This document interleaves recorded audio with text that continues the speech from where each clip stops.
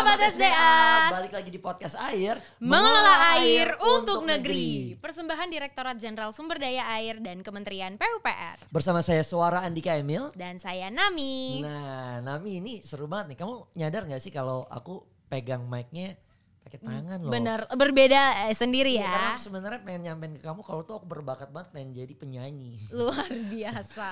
Ya. By the way, ini kita berbeda banget dari yang udah-udah dari tema-tema kita sebelumnya. Ya, kenapa tuh? Karena kali ini kita bakalan ngomongin yang gak cuman infrastruktur aja atau gak mengenai teknis-teknis aja. Tapi juga episode kali ini kita mau ngomongin atau kepoin mengenai insan PUPR-nya. Nah, khususnya tuh tentang serunya orang-orang yang ada di PUPR ini, khususnya di Ditjen SDA. Benar banget Suar, bayangin aja ya, di sini ada loh pekerjaan yang tugasnya itu cuman belajar. Suar, kebayang gak? Iya. Masuk di kantor, Ditjen SDA atau masuk kantor, tugasnya adalah belajar. Belajar. Iya kan? Tapi jangan salah, belajarnya bukan belajar loh. Oh iya, nanti dibahas ya. Jadi di sini banyak generasi muda PUPR yang dikasih beasiswa. Nah, asik banget kan ya Suara ya. Dan belum lagi kalau ngomongin soal hobi dan bakat, katanya juga nih ya didukung penuh loh. Makanya banyak komunitas-komunitas hobi di kementeriannya Pak Bas ini. Dan pantas banget orang-orangnya juga kreatif sama cerdas. Termasuk kita. Betul. Kita ini termasuk orang-orang yang udah lolos seleksi, kreatif, cerdas, semangat, inspiratif dan lain sebagainya. Dengan kata lain orang-orangnya Pak Bas ya. Iya, kita ini insan PUPR juga. Benar, insan PUPR. Nah, di sini pada hari ini sudah ada 2 orang yang keren banget. Ya, pas banget untuk kita gali, untuk kita tanya-tanyain, untuk kita kepo-kepoin nih ya. Dia adalah Subkoordinator Organisasi Tata Laksana dan Perencanaan Pengisian Formasi Pegawai Struktural dan Perbendaharaan, yaitu Kak Yusuf Aditya Nur Cahyo. Halo. Hai. Assalamualaikum. Waalaikumsalam. Nih ada satu lagi Nami, Wah. yaitu Ketua Tim Pengembangan Pegawai dan Administrasi Izin Luar Negeri, yaitu Kak Fajar Muhammad. Hai. Waduh, Abang None gitu. Apa kabar Kak Fajar? Baik. Apa kabar? Baik. Baik ya. Ini thank you nih, kita akhirnya ditengokin juga ke sini. Betul. Karena tadi dia udah ngeliat bakat aku tuh apa, makanya dari wah Suara nih, makanya dia langsung mampir. Oh gitu. Gitu Nami. Bukan karena ngelihat wah ini Nami nih gitu kan. Cerdas nih. Ya, ini nah ini seru banget nih topik hari ini nih Nami. Kita langsung aja ke pertanyaan pertama ke Kak Fajar dulu ya. Tadi bener gak sih yang disampaikan sama Nami, bener di sini tuh pekerjaan yang tugasnya cuma belajar doang. Itu tujuannya apa Kak? Kalau pekerjaan yang tugasnya cuma belajar untuk sehari-harinya enggak. Cuman penugasan sementara mungkin. Ada yang namanya sementara tugas ya. belajar. Iya, jadi kan untuk tugas belajar ini macam-macam Mas Suara. Ada yang 2 tahun, ada yang 5 tahun dan seterusnya.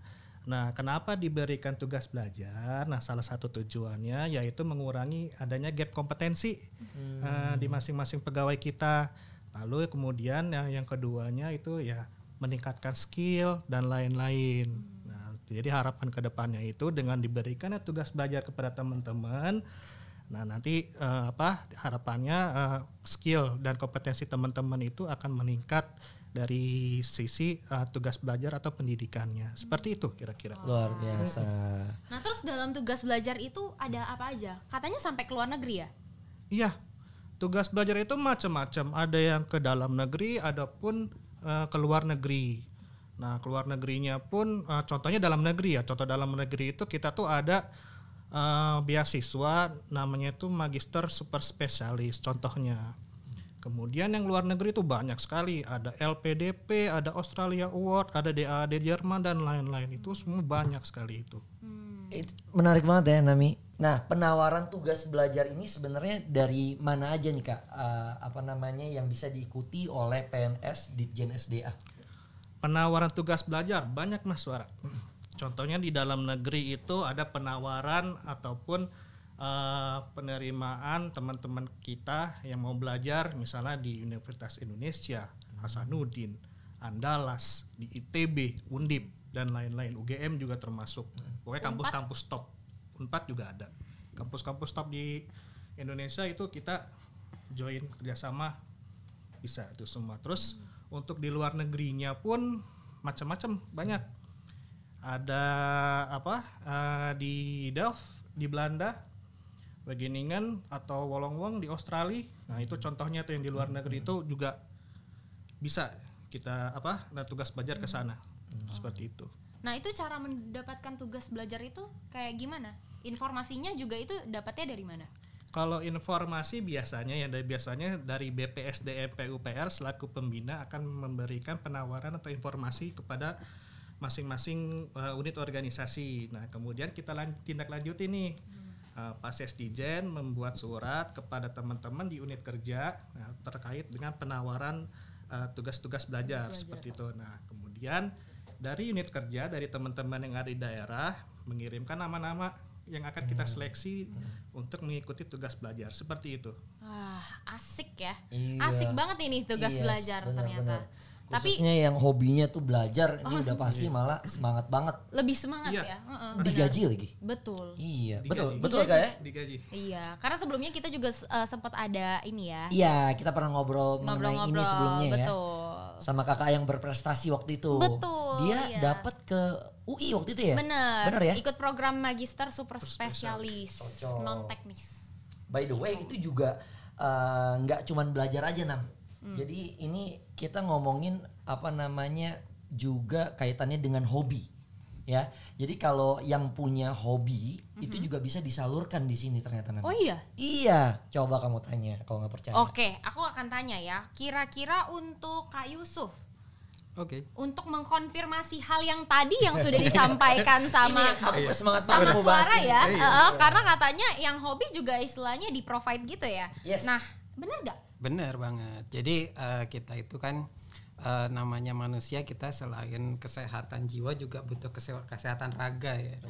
Nah lagi pula dari sisi olahraga itu sendiri, dalam hal ini komunitas yang ada di PUPR salah satunya komunitas basket. Nah komunitas basket itu kita bernaung di bawah nama komunitas Bulldozer Basketball PUPR. Nah lucu ya namanya. Bulldozer. keren. Bulldozer. Kenapa bulldozer? Karena alat yang biasa dipakai PUPR itu karena bulldozer itu identik dengan kegiatan infrastruktur kan. Oke. Setidaknya dari komunitas basket itu kan kita ada bisa belajar beberapa filosofi lah. Ada kerjasama, ada pantang menyerah, ada jiwa kompetitif, sama ada dinamika kelompok, terus saling toleransi antar sesama. Gitu. Itulah kenapa kita bergabung dalam suatu komunitas yang kebetulan saat ini lagi gembar-gembornya untuk komunitas basket.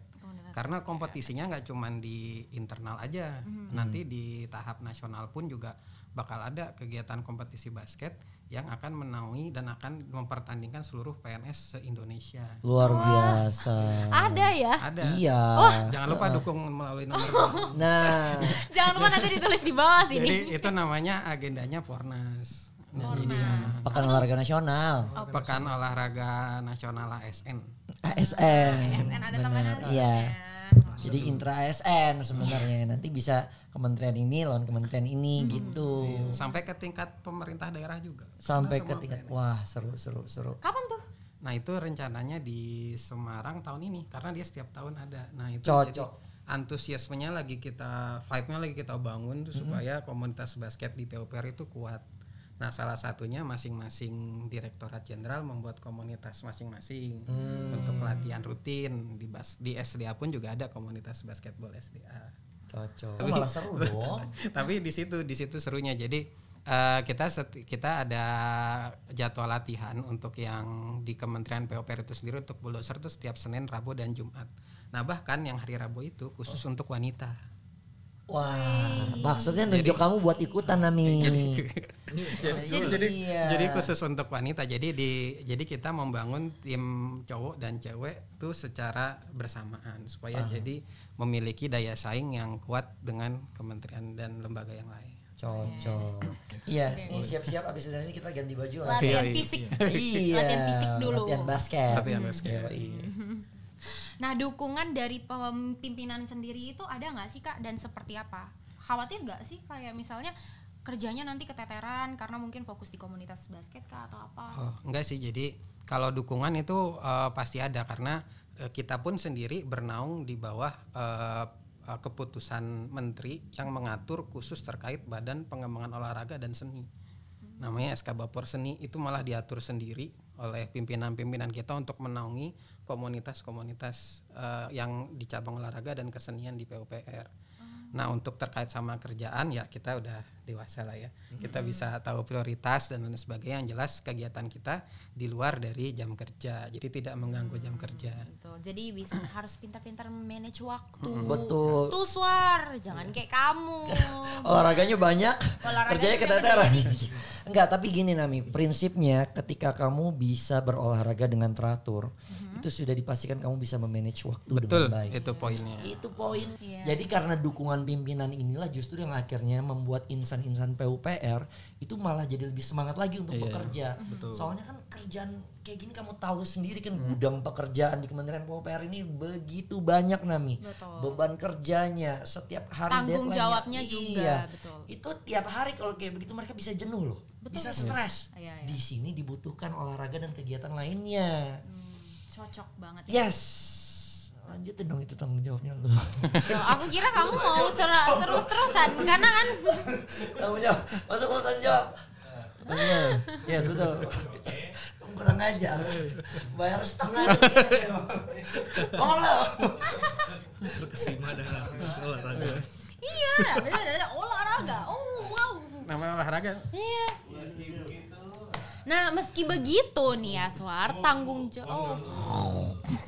Oke. 3, 2, 1. Meski begitu ya, Swar ya, tanggung jawab pun tetap dipupuk loh. Misalnya yang tugas belajar ya harus serius, jangan sampai melewati batas waktu yang sudah ditentukan ya. Kayak misal magister super spesialis itu ada waktu 1 tahun atau 2 tahun enggak? 2 tahun. Oh, 2 tahun. 2 tahun ya. Dan itu harus selesai ya.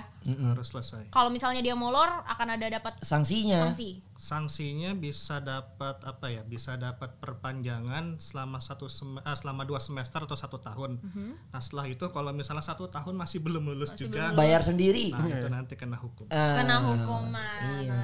Nah, jadi itu tuh ya. Jadi jangan mentang-mentang beasiswa dan seenaknya aja. Betul. Gitu. Jadi sampai molor karena mungkin ditanggung gitu kan sama PUPR sama SDA gitu. Terus langsung dimolor-molorin kayak gitu. Tapi by the way, maaf nih Kak, ada nggak kejadian? Ada. Karena emang sebenarnya kita orang awam nih. Kita ngelihatnya atau ngedengernya kayaknya seru gitu. Betul. Tapi lagi dan lagi tugas belajar ini kan gak ada mudah datanya juga loh Suar untuk tugas belajar walaupun ini. misalnya dikirimnya ke luar negeri sekalipun itu tantangan yang berat juga loh Nami. Iya. Memang tugas belajar tuh kalau saya pribadi ya itu berat sih. Berat. Yang pertama tanggung jawabnya ke kantor, yang kedua tanggung jawabnya ke pihak kampus juga, yang ketiga tanggung jawab sendiri kan terhadap diri sendiri. Belum lagi kalau misalnya putus cinta, aduh. Tapi gini Nami, kamu juga harus perlu ingat bahwa di luar sana sebelum kamu masuk ke Kementerian PUPR ini khususnya, kamu begitu berupaya atau berusaha untuk bisa menyelesaikan sekolah.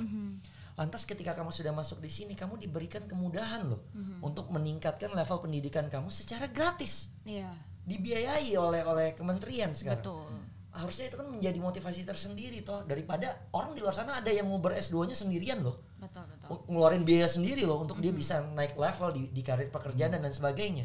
Nah, ini nggak perlu. Kamu masuk ke sini dibiayai, udah kamu belajar yang benar. Nah, itu kan harusnya bisa sedikit mengurangi beban-beban tersendiri. Beban ekonomi itu berarti ya. Kalau ngomongnya tentang kasus yang tadi. Jadi janganlah sampai hal-hal pribadi yang seperti kamu alami saat ini tuh mengganggu fokus kamu, Nami. Iya, terutama untuk mengganggu fokus-fokus dari para ASN yang lagi ngambil magister super spesialis ya. Iya, benar.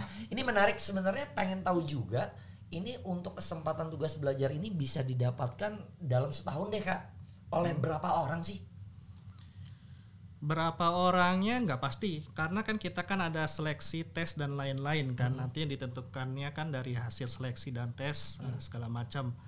Nah, kalau menurut data kami itu dari tahun 2012 sampai dengan tahun 2022 kemarin itu kurang lebih ada di Ditjen SDA sendiri 612 yang ikut tugas belajar, 612 ASN ya.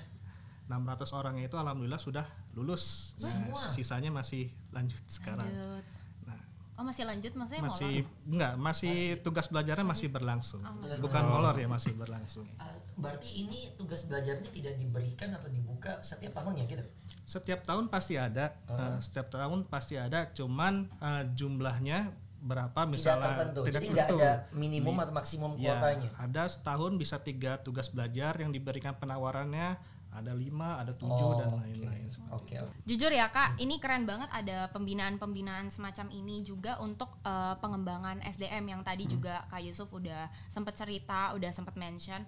Nah, Kak Yusuf ngomongin tentang program pembinaan, ada target prestasi apa sih yang harus diraih sama komunitas basket ke depannya? Sama apa sih harapannya Kak Yusuf untuk komunitas ini? Komunitas Bulldozer Basketball PUPR. Bulldozer Basketball PUPR. Berarti nggak usah disingkat-singkat lagi namanya itu udah maksimal. Mama saya seneng nyingkat-nyingkatin soalnya. Kalau program sama pembinaan tuh kita nyiapin 2 program, namanya kita ada program pengembangan sama program pembinaan. Nah kalau program pembinaan itu isinya latihan rutin, latih tanding gitu. Nah terus kalau program pengembangan itu kita sifatnya mengikuti kompetisi-kompetisi yang ada. Nah kompetisi itu kita ada kompetisi internal sama kompetisi eksternal.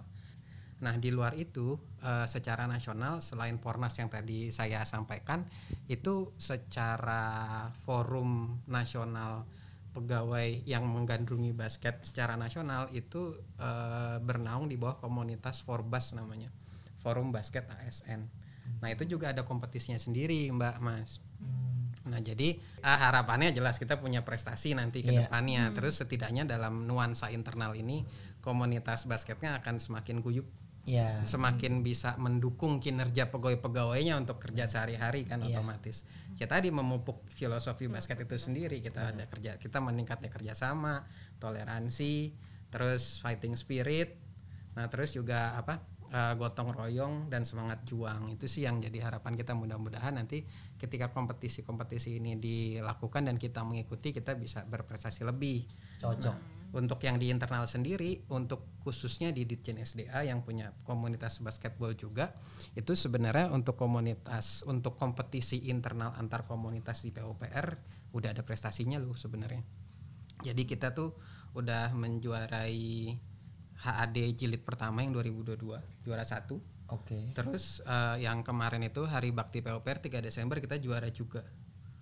Jadi udah punya 2 piala nih, malahan yang terakhir tuh dapat penghargaan langsung dari Pak Menteri berupa sertifikat sebagai juara 1 5 lawan 5 basketball gitu.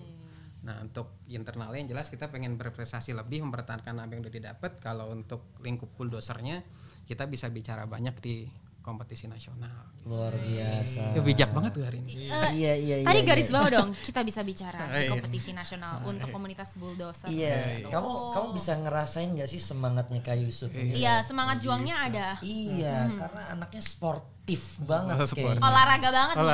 Kayaknya mau ngomong Kamu harus mengerti bahwa yang dimaksud ini, akhirnya aku paham kenapa yang terpilih atau yang dipilih adalah olahraga basket. Ini merupakan olahraga grup. Olahraga kelompok. Tadi bisa aja sebenarnya mungkin kayak olahraga apa? Sepeda. Karena individu ya. Tapi nggak akan kena secara tujuannya. Karena yang perlu dipahami di sini adalah dalam olahraga berkelompok tadi itu mengedepankan kerjasama, komunikasi, membangun chemistry antara satu pemain dengan pemain lainnya untuk bisa membentuk sebuah tim yang solid, memenangkan sebuah pertandingan. Kejuaraan, turnamen dan lain sebagainya. Kalau itu bisa terjadi pada ajang olahraganya, bayangkan jika mereka dalam menjalankan tugasnya juga ya sebagai pasti akan mendapatkan chemistry tersebut. Betul.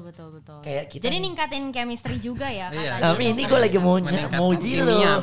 Ini kayak kita sering olahraga bareng kan, dapat chemistry-nya. Kata siapa kita sering olahraga bareng? Kan kita main boxing kemarin. Enggak jadi. Makanya kita belum dapat kalau gitu. By the way, terakhir nih untuk Kak Fajar. Kalau harapannya Kak Fajar sendiri untuk program tugas belajar tuh apa? Harapannya tentu ini juga harapan semua di kementerian juga ya, nggak hanya di SDA saja. harapannya sesuai dengan harapan Pak Menteri juga, bahwasannya Pak Menteri juga kan ingin yang teman-teman yang tugas belajar tuh meningkat lebih banyak kan.